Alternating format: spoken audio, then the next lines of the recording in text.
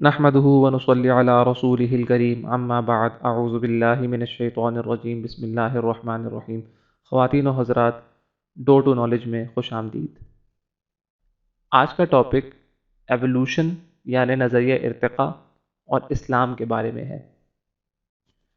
جیسا کہ ہم جانتے ہیں کہ عالم اور علم رکھنے والے حضرات کے مطابق حضرت آدم علیہ السلام تقریباً 6 سے 7 ہزار سال پہلے اس دنیا میں آئے تھے، اور جبکہ سب سے پرانی ہیومن فاسلز یا انسان جیسی باقیات تقریباً 2.5 لاکھ سال پرانی ہیں، جبکہ اسلام کے مطابق پہلے انسان حضرت آدم علیہ السلام تھے۔ اب اس بات کے جواب میں ہم یہ بھی کہہ سکتے ہیں کہ یہ تو طے ہے کہ حضرت آدم علیہ السلام سے پہلے اس دنیا میں زندگی موجود تھی، کیونکہ اگر ایسا نہ ہوتا تو آدم علیہ السلام کو اس دنیا میں جب بھیجا گیا تو وہ ایک جزیرے میں اتارے گئے، اور حضرت حوا علیہ السلام کو عرب میں، مطلب جہاں سے آئے تھے وہ بھی ایک ہیبیٹیبل جگہ تھی، اور جہاں آئے ہیں وہ بھی ایک ہیبیٹیبل جگہ ہے۔ اس کا مطلب یہ ہوا کہ زندگی آدم علیہ السلام سے پہلے بھی موجود تھی۔ ایک جگہ یہ بھی آتا ہے کہ انسان سے 50,000 سال پہلے جنات اس دنیا پر حکومت کرتے تھے۔ اب اس کا مطلب ہے کہ اگر آدم علیہ السلام کے 7,000 سال اور جنات کے 50,000 سال کو سم اپ کیا جائے تب بھی اتنا نہیں بنتا جتنی پرانی انسانی باقیات ملتی ہیں افریقہ کے ملک ایتھوپیا سے، جو تقریباً 2,30,000 سال پرانی ہیں۔ اور اگر اس سے بھی پہلے جائیں تو ڈائناسورز نے اس دنیا پر حکومت کی ہے۔ اب اس سے کیا مطلب لیا جائے؟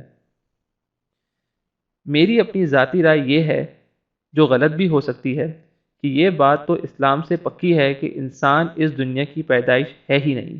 حضرت آدم علیہ السلام کو اللہ تعالیٰ نے جنت میں پیدا کیا، پھر وہاں سے اس دنیا میں اتارا گیا۔ آج کل کی ریسرچ کے حساب سے جو اسلام پر ہو رہی ہے، حضرت آدم علیہ السلام اس دنیا میں کسی اور عالم سے اتارے گئے، پھر حضرت حوا علیہ السلام اور آدم علیہ السلام سے ایک نئی جنریشن اس دنیا پر زندگی بسر کرنے لگی۔ اب پہلے کے انسان شکاری تھے، جس کے ثبوت بھی ملتے ہیں، ان کو ہنٹرز بھی کہا جاتا ہے۔ اب اللہ فرماتے ہیں کہ میں نے آدم علیہ السلام کو تمام اشیاء کا علم دیا، جس کا مطلب انسان ایک بہترین مخلوق ہے، اور یہ بھی ثابت ہوا کہ جو آدم علیہ السلام کی اولاد ہیں وہ ان کی طرح ایک بہترین مخلوق ہیں۔ تو یہ ممکن ہے کہ اللہ نے انسان کو اس دنیا میں اس لیے بھیجا تاکہ ایک نئی خلافت جو بہترین مخلوق ہے وہ کریں۔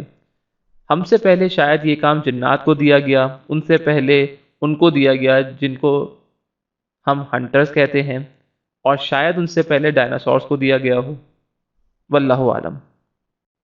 اب لوگ یہ سوال کریں گے کہ ایسا کیسے ممکن ہے کہ آدم علیہ السلام سے پہلے کوئی انسان جیسی مخلوق آباد تھی، اور یہ بھی سوال آئے گا کہ پھر انسان ان جیسے ہیں ہی کیوں؟ تو اس کا جواب یہ ہو سکتا ہے کہ جیسے یورپینز نے امریکہ میں قبضہ کر کے بسر کیا اور نیٹو امریکنز کو پیچھے دھکیلا اور وہاں پر حکمرانی شروع کر دی، تو آج ایسا لگتا ہے کہ شاید امریکنز گورے ہیں اور نیٹو امریکنز وہاں کے باسی ہیں ہی نہیں۔ اسی لیے ایسا ممکن ہے کہ آدم علیہ السلام کو شاید پرانی مخلوقات کے اوپر ایک جدید ٹیکنالوجی سے اور سمجھ سے بھرپور بنا کر بھیجا گیا ہو۔ جدید تحقیق سے یہ بھی ثابت ہو رہا ہے کہ قرآن اور حدیث میں بھی ٹائم ٹریول اور ورم ہولز کا ذکر ہے، جیسا کہ سفر معراج، ذوالقرنین کا سفر اور یاجوج ماجوج، جن کا ہم اپنی آنے والی ویڈیوز میں ذکر کریں گے۔ اب پھر ایک سوال آتا ہے کہ سفر معراج کیسے ہوا، اور ایک رات میں آپ صلی اللہ علیہ وآلہ وسلم پہلے مسجد اقصی جاتے ہیں، پھر آسمانوں کی طرف سفر کرتے ہیں۔ اب جہاں سے براق اس دنیا میں آیا تھا، کیا پتہ اس جہان میں ٹائم، سپیس اور میٹر جیسے قانون اپلائی ہی نہ ہوتے ہوں۔ ایسے اور بھی سوالات ہیں کہ کیا براق کو وارم ہولز میں سفر کرنا آتا تھا، یا اس کی رفتار لائٹ سے بھی زیادہ تیز تھی۔ اسی طرح آدم علیہ السلام کی اولاد میں سے دیکھ لیں کوئی پہاڑوں کو تراش کے گھر بنا لیتے ہیں، اسی طرح آپ صلی اللہ علیہ وآلہ وسلم نے فرمایا کہ آدم علیہ السلام کا قد 90 فٹ یا 60 ہاتھ تھا۔ اس سے یہ بھی بات ثابت ہوتی ہے کہ آدم علیہ السلام ایک قداور انسان تھے اور پچھلے انسانوں کی طرح نہیں تھے جن کی باقیات بتائی اور دکھائی جاتی ہیں۔ پھر ایک اور سوال یہ بھی آتا ہے کہ سفر معراج کے حساب سے آدم علیہ السلام پہلے آسمان پر موجود ہیں، اور سفر معراج میں یہ بھی ہے کہ وہاں فرشتے بھی موجود ہیں۔ اب کیا ایسا بھی ممکن ہے جہاں سے آدم علیہ السلام آئے تھے اس دنیا میں ان کو وہیں واپس اٹھا لیا گیا ہو؟ اب میں اپنی بات کو ختم کرتے ہوئے یہ کہوں گا کہ اللہ نے انسان کو اشرف المخلوقات بنایا ہے۔ دوسرے الفاظ میں کہیں تو انسان ایک ایڈوانس سویلائزیشن ہے جو اس دنیا کی پچھلی مخلوق سے زیادہ سمجھ اور زیادہ عقل رکھتی ہے۔ اللہ تعالیٰ فرماتے ہیں، میں نے آدم علیہ السلام کو فرشتوں سے زیادہ علم دیا۔ پھر آگے کے ہر ادوار اور تاریخ میں انسانوں کی ایجادات اور تخلیقات سے اندازہ ہوتا ہے کہ انسان کتنا ایڈوانس ہے پچھلی مخلوقوں سے، اور کیسے انسانوں کو ستاروں کا علم حاصل ہوتا ہے، اور کیوں پچھلی قوم ستاروں کی ارینجمنٹس میں پیرامڈز بناتے ہیں، کیسے انسان سمجھا کہ ستاروں سے سمندری راستے بنائے۔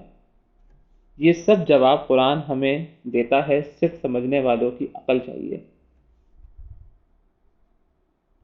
ابھی تک کے لیے اتنا ہی۔ اگر آپ لوگوں کو یہ ویڈیو پسند آئی تو ہمارے چینل کو سبسکرائب کریں اور اس ویڈیو کو ضرور لائک کریں۔ اللہ حافظ۔